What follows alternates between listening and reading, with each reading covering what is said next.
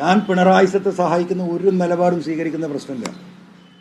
അതുകൊണ്ടാണ് ഇത്രയും അപമാനം സഹിച്ചിട്ടും ഇന്നലെ ഞാൻ പറഞ്ഞത് എനിക്ക് സാമ്പത്തിക പ്രതിസന്ധി ഉണ്ട്, തെരഞ്ഞെടുപ്പിൽ മത്സരിക്കണമെന്ന് ആഗ്രഹമുണ്ട്, പക്ഷെ ഞാൻ മത്സരിക്കുന്നില്ല. വളരെ കൃത്യമായി നിങ്ങളോട് പറഞ്ഞതാണ്. അപ്പോഴും UDF വാതിലുകൾ എനിക്ക് അടഞ്ഞിട്ടില്ല. ഞാനിത് പറഞ്ഞാൻ വരുമ്പോഴും ഇന്നലെ എന്നോട് പല ഉത്തരവാദിത്തപ്പെട്ട നേതാക്കന്മാരും പിണറായിസം അവസാനിക്കണമെന്ന് ആഗ്രഹിക്കുന്ന ഉന്നതരായ നേതാക്കന്മാർ എന്നോട് സംസാരിച്ചുകൊണ്ടിരിക്കുകയാണ്. അത് കഴിഞ്ഞതിന് ശേഷം പലരും എന്നെ വിളിച്ച് സംസാരിച്ചുകൊണ്ടിരിക്കുകയാണ്. ഏതെങ്കിലും ഒരു രീതിയിൽ അപമാനം സഹിച്ചാലും ഇവർക്ക് പിന്തുണ കൊടുത്തുകൊണ്ട് പിണറായിസത്തെ താഴെ ഇറക്കാൻ കഴിയുമോ എന്ന ആലോചനയുടെ ഭാഗമായിട്ടാണ് ഞാൻ ഇരിക്കുന്നത്. ഇന്നുണ്ടായ സംഭവം എന്താ?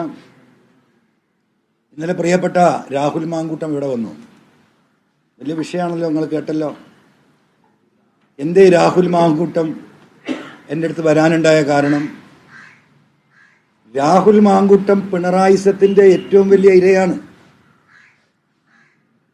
ഈ കേരളത്തിൽ പിണറായിസത്തിനെതിരെ UDF അതിശക്തമായി സംസാരിച്ചു കൊണ്ടിരിക്കുന്ന UDF ഉന്നതനായ യൂത്തിൻ്റെ നേതാവാണ് അദ്ദേഹം. അദ്ദേഹം എൻ്റെ അടുത്ത് വന്നു സംസാരിച്ചു. എന്താണ് പിണറായിസ അവസാനിപ്പിക്കാൻ? ഒരു മണിക്കൂറോളം ഞങ്ങളിരുന്ന് സംസാരിച്ചു. അദ്ദേഹം പറഞ്ഞു, നിങ്ങൾ വെയിറ്റ് ചെയ്യൂ, മറ്റന്നാൾ വരെ ഉണ്ടല്ലോ നോമിനേഷൻ കൊടുക്കാൻ, എന്തെങ്കിലുമൊക്കെ സെറ്റിൽമെൻ്റ് ഉണ്ടാകും. നമ്മളൊക്കെ ഇതിൻ്റെ ഇരകളാണ്. കേരളത്തിലെ ഒരുപാട് പാവപ്പെട്ട ആളുകൾ ഇരയാണ്, മലയോര മേഖലയിലെ ഇരകളാണ്. അവർക്ക് വേണ്ടിയാണല്ലോ നിങ്ങൾ ശബ്ദിക്കുന്നത്.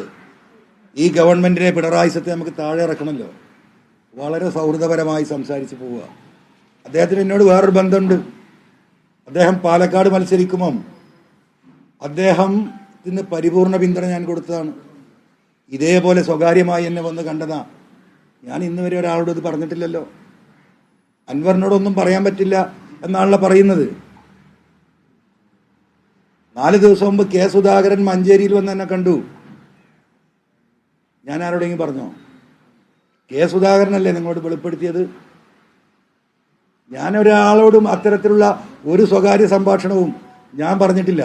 പിന്നെ ആകെ എന്നെ എന്താ പറയുക, ചവിട്ടി താഴ്ത്തുന്ന എന്താ, സുജിത് ദാസ് എന്ന് പറയുന്ന മലപ്പുറം SP 5 ദിവസം നിരന്തരമായി എന്നെ വിളിച്ച ഫോൺ കോൾ ഞാൻ പുറത്തു വിട്ടു. എൻ്റെ വീട്ടിലെ കാര്യത്തിനാണോ?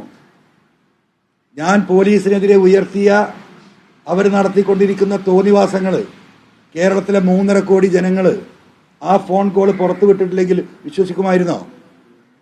ജനങ്ങൾ ആ വിഷയത്തിൽ ഞാൻ പറയുന്നതിൽ സത്യസന്ധതയുണ്ട് എന്ന് ജനങ്ങൾ ഉറപ്പുവരുത്തിയത് ആ ഫോൺ കോള് പുറത്തു വിട്ടപ്പോഴാണ്. അത് ഈ പൊതുസമൂഹത്തിൻ്റെ നന്മയ്ക്ക് വേണ്ടി ചെയ്തതാ. PV അൻവർ LDF ഇരിക്കുമ്പോൾ ഈ പറയപ്പെട്ട പലരോടും പലതും സംസാരിച്ചിട്ടുണ്ട് അങ്ങോട്ടും ഇങ്ങോട്ടും.